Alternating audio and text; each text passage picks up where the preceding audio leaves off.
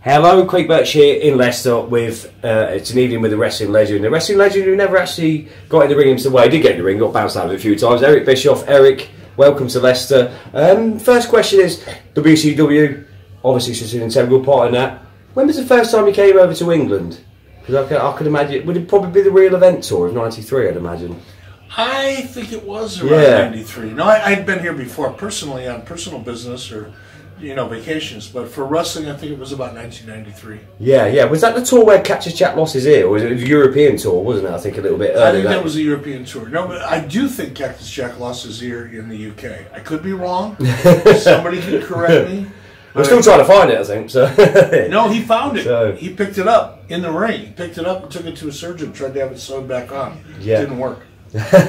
So how's life treating you, Eric? I watched a really good documentary on the WWE network about you and your ranch and so on. You live pretty much in the middle of nowhere now, and you certainly enjoy the peace and serenity, don't you? I love living in the middle of nowhere.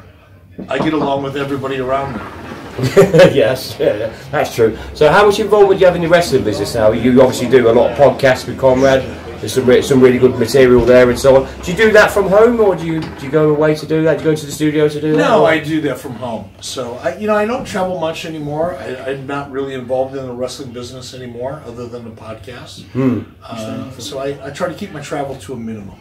Who do you speak to in the wrestling business on a regular basis now? Do you still speak to Hulk quite a lot? Or? I talk to Hulk all the time. Yeah. Hulk's probably my best friend. So we speak usually 2 or 3 times a week on average. Yeah. I speak to Diamond Dallas Page occasionally. Ernest Miller is a good friend of mine. Ernest, but what's Ernest up to now then? Ernest is still training. He's like 50-some odd years old. He's still competing. Yeah, he's a world karate champion, wasn't he? He's a world karate champion, a martial artist. He teaches martial arts. He loves working with kids. He's still involved in doing some television things. So he's very active. But he's a good man. Good. Really enjoy my relationship with Ernest. Brilliant. So you speak to Hulk all the time and so on. I was looking on Twitter yesterday, Hulk on the in the gym, looking fantastic for Are we going to see Hulk back in the ring soon? It seems like he's preparing for something, doesn't it? Never say never. Yeah, that's exactly what he said as well, wasn't it? So, but it'd be great. I mean, obviously, what's happened, but he's reinstated into the Hall of Fame now. Is it a matter of time, Eric, before we see him back in the ring? Yeah, I just don't know. I mean, that's up to him and obviously Vince McMahon. I know that the desire is there.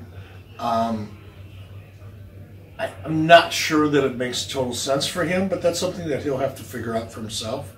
I know there are many fans that would love to see it.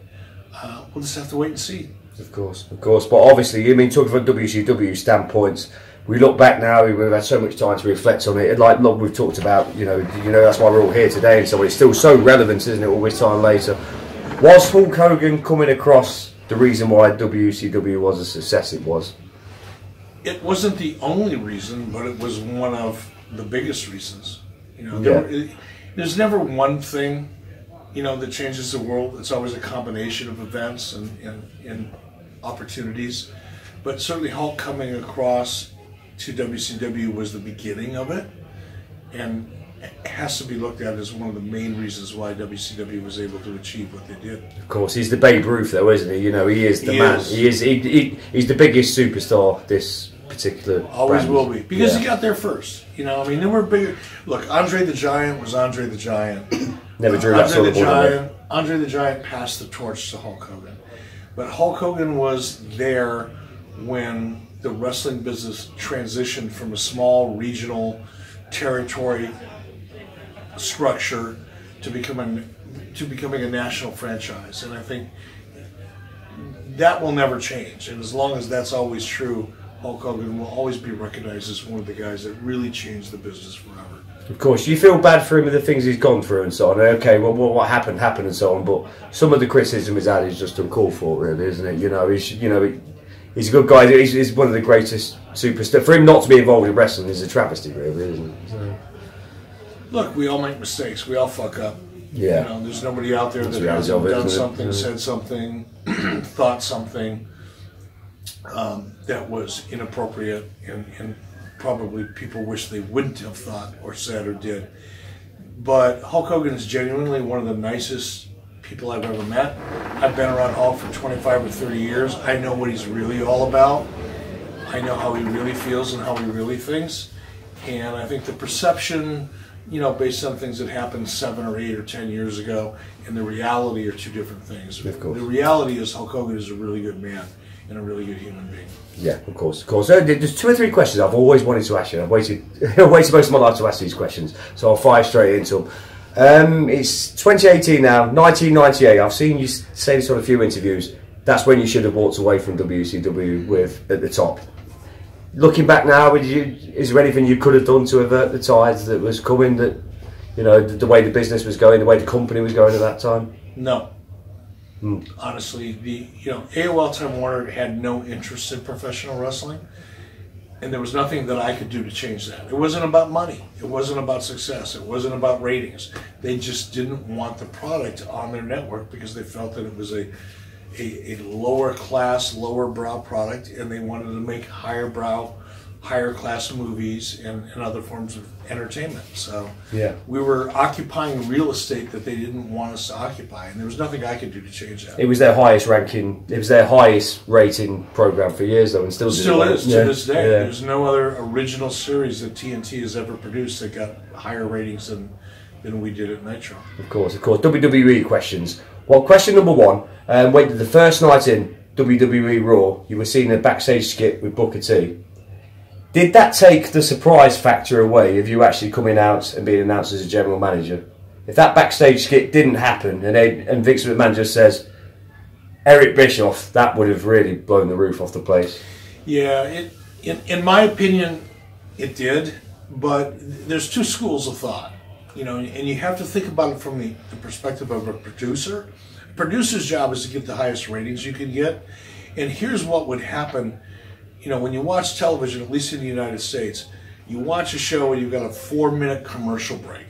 And during that commercial break, people often go watch something else. Yeah, so they'll turn out and they'll go do something else. So there's no one right answer. One solution as a producer is, let's tease the audience so that we hold them during the commercial break so that they stick with us and come back to see what we're going to do next. That school of thought would have me walk through the crowd or walk through the backstage area, see Booker T. The audience at home would see that.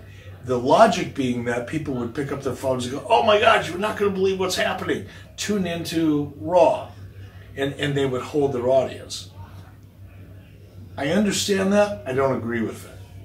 I would have done it the other way, because to me, the power of surprising people and the satisfaction that people get by being surprised would probably yield better benefits in the longer term.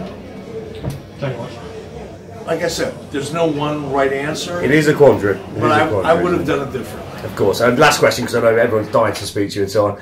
And I'm tired of talking to you, so, yeah, please. Were WWE ever really serious about making WCW when they bought them as a separate entity?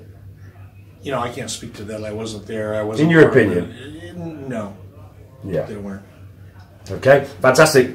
Leave it there. Eric, really looking forward to hearing you out there with all your thoughts and so on. It's been a fantastic day. We really enjoyed ourselves. Eric, thank you very much for your time. It's been a pleasure. Thank you.